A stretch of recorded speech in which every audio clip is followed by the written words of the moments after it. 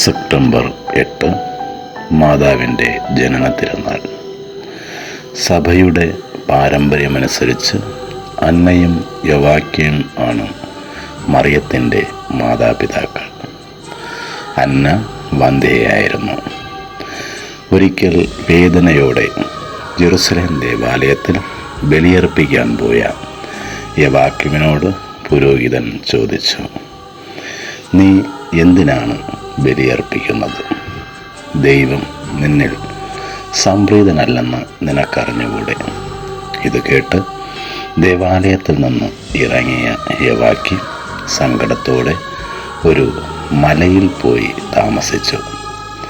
തൻ്റെ ഭർത്താവിനെ കാണാതെ അന്വേഷിച്ചിറങ്ങിയ അന്നയോട് ജനങ്ങൾ ദേവാലയത്തിൽ നടന്ന കാര്യങ്ങൾ പറഞ്ഞു.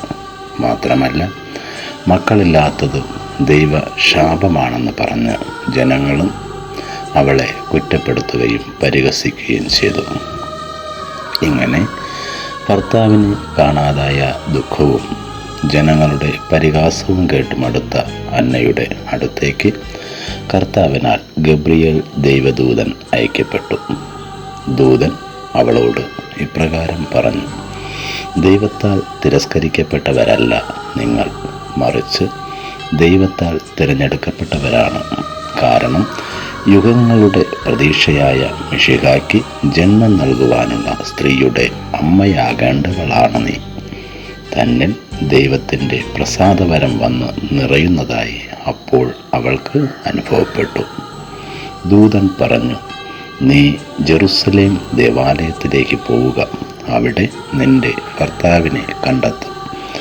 അന്ന ദേവാലയത്തിലേക്ക് പോകുന്ന സമയത്ത് ദൂതൻ യോവാക്യമിനോട് പറഞ്ഞു, നീ വിഷമിക്കേണ്ട, നിനക്ക് ഞാനൊരു മകളെ നൽകും. നീ അവളെ ദേവാലയത്തിൽ കൊണ്ടുചെന്ന് എനിക്ക് കാഴ്ചവെക്കണം.